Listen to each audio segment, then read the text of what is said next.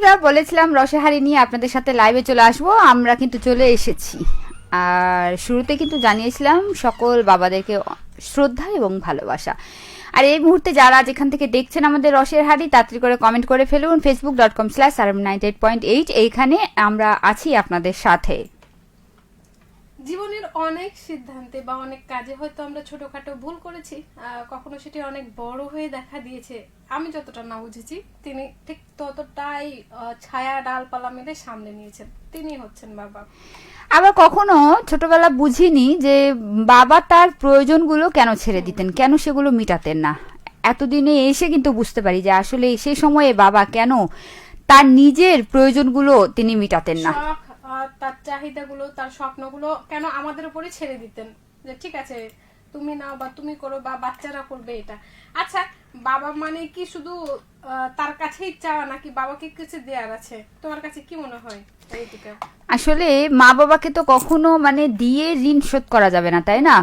আমরা তো সবসময় আজীবন বাবা মায়ের কাছে শুধু নিতেই আছি, চাইতেই আছি। যতদিন না মরবো ততদিন না হচ্ছে যে মনে হবে বাবা এই জিনিসটা দাও, বাবা ওই জিনিসটা দাও।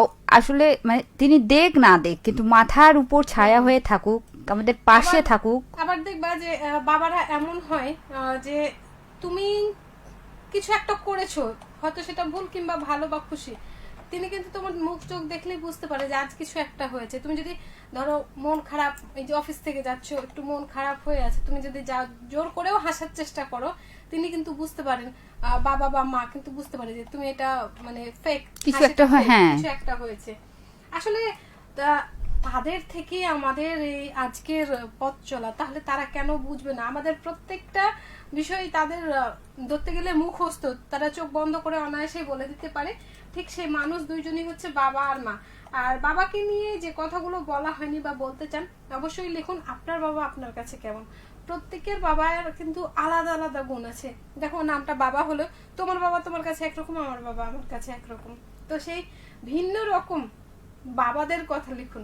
আর সেই সাথে কিন্তু আজকে আমি যেটা দেখলাম যে আজকে মনে হয় গান বা সঙ্গীত এরকম একটা দিবস আছে। কোন গানগুলো কোন সময় শুনতে ভালো লাগে সেটা কিন্তু লিখবেন। আচ্ছা, গান শুনলে কি সত্যি মন ভালো হয়ে যায়? তোমার কাছে আমার কাছে দেখো, গান জিনিসটা এমনই, তোমার মন খারাপ থাকলেও গান শুনতে ইচ্ছে করে, তোমার মন ভালো থাকলেও, আমার অন্তত মন ভালো থাকলেও গান শুনতে ইচ্ছে করে। তবে হ্যাঁ, গানের ধরনগুলো আলাদা। মন খারাপ থাকলে অন্যরকম গান, হ্যাঁ তোমার ওই সেই ভোজপুরি ভাঙড়া গান, হ্যাঁ ভোজপুরি ভাঙড়া গান আর ভোজপুরি নায়ক নায়িকা মানে কে বেশি চিনে, কে বেশি সিনেমা দেখে, এটা কিন্তু জানে সবাই। হ্যাঁ, তুমি এই সবসময় এই দোষ আমার উপর চাপিয়ে দিলে হয় না। বাংলাদেশি সিনেমার তোমার যে পছন্দের জাতীয় সঙ্গীত আছে, না এইটা বলো না। এখন ধরো অনেকেই কিন্তু বাংলাদেশি বাংলা সিনেমা দেখে বা বাংলা গানগুলো পছন্দ করে। সেক্ষেত্রে এখন যে সবই খারাপ বা সবই ভালো সেটা তো না, তার মধ্যেও অনেক গান আছে বা অনেক সিনেমা আছে যে ভালো, অনেক মানে হচ্ছে যে আছে যে যেগুলো হয়তো বা ভালো না বা ভালো লাগে না। তো সেক্ষেত্রে আসলে আপনারা কোন প্রেমিক, সঙ্গীত প্রেমিক বন্ধ করো নাকি হচ্ছে কোন প্রেমিক, ঝটপট করে জানিয়ে দিন। আর হ্যাঁ, যেহেতু আজ কথা বলছি বাবাকে নিয়ে, তাই বাবাকে না বলা কথাগুলো যদি জানিয়ে দিতে চান তাহলে ঝটপট করে আমাদেরকে জানিয়ে দিন। আর কে কোথা থেকে শুনছেন সেটি তো জানাবেন। গরম কেমন লাগছে, প্লাস আম খাওয়াটা কেমন হচ্ছে? তার থেকে বলো যে যে কি বলবো, বিশ্বকাপ খেলা, হ্যাঁ বিশ্বকাপ খেলার সাথে হচ্ছে যে বিদ্যুৎ থাকা না থাকা, লোডশেডিং, সেটা কেমন লাগছে? দেখো, কথা বলার শেষ নাই, তুমি কোনটা ছেড়ে কোনটা বলবা। আমরা টপিক, হ্যাঁ বাবা ছেলে কিন্তু দুইটা দল, এক দলে কেউ নাই। এরকম অভিজ্ঞতা যদি থেকে থাকে সেটা কিন্তু জানাতে পারেন, সমস্যা নাকি? আচ্ছা, আমাদেরকে ঠিকঠাক ভাবে দেখা যাচ্ছে কিনা বা হচ্ছে যে শোনা যাচ্ছে কিনা, এটা কি একটু আমাদেরকে জানাবেন?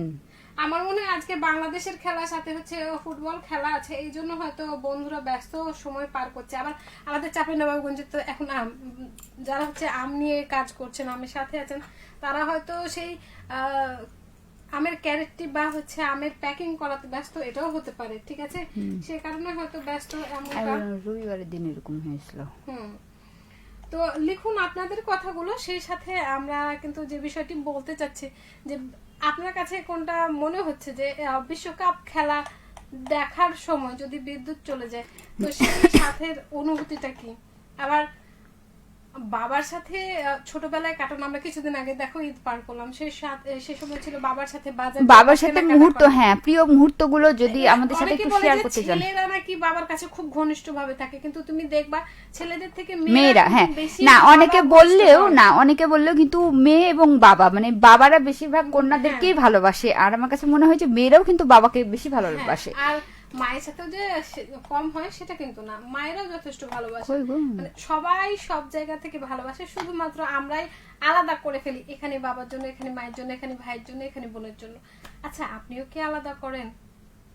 তুমি কি আলাদা করো ঋতিকা? আচ্ছা আমি আলাদা করি না, কিন্তু তারপরও আমার কাছে মনে হচ্ছে যে আজকে কি আমাদের লাইফটা ঠিকঠাক দেখা যাচ্ছে নাকি আমার মনে হয় হচ্ছে যে কোনো যান্ত্রিক- সমস্যা? হ্যাঁ যান্ত্রিক গোলযোগ কোথাও হয়েছে, ঠিক আছে, এই জন্য হচ্ছে আমাদের দেখা যাচ্ছে না বা শোনা যাচ্ছে না, আমাদের বন্ধুদেরকে আমরা দেখতে পাচ্ছি না। তবে দেখতে যখন পাচ্ছি না, তাহলে আর আমরা সেই সময়টাকে দীর্ঘায়িত করছি না। চমৎকার কিছু গান রেখেছি বাবাকে নিয়ে। হ্যাঁ। তোমার যেটা এক সময় খুব প্রিয়, প্রতিদিন হ্যাঁ গান শোনা আমার ছিল। এক সময়কার প্রিয়, এখন তোমার, তখনও তোমার প্রিয় ছিল, এখনো তোমার প্রিয়, যেহেতু আমি ওই জায়গা থেকে সরে এসেছি, এখন তুমি। ও তাই না? তো থাকছে বাবাকে নিয়ে, বাবার কাছে আবদার, আপনি কি কখনো মুখ খুলে বলেছেন, সেরকমই একটি গান। আর বাবার দেব বিয়ে, সেটাও বাবাকে নিয়ে গান। আর বাবাকে নিয়ে আরো একটা চমৎকার গান, সেটি হচ্ছে বাবা কতদিন যারা বাবাদের থেকে দূরে রয়েছেন তাদের জন্য। আজকে আমাদের রসের হাড়ি আয়োজনই সাজানো হয়েছে সকল বাবাদেরকে নিয়ে, সকল বাবাদের শ্রদ্ধা জানিয়ে। সে জায়গা থেকে আমরা চলে যাওয়ার পরে যদি মনে হয় আমাদের এই লাইভটি আপনি পাচ্ছেন দেখতে, সেখানে কিন্তু কমেন্ট করে আপনার বাবার কথাটি লিখতে ভুলবেন না। তো আজকের মতো রসায় থেকে টাটা বাই বাই, সবাই ভালো থাকবেন, সবাইকে আবারও শুভ সন্ধ্যা।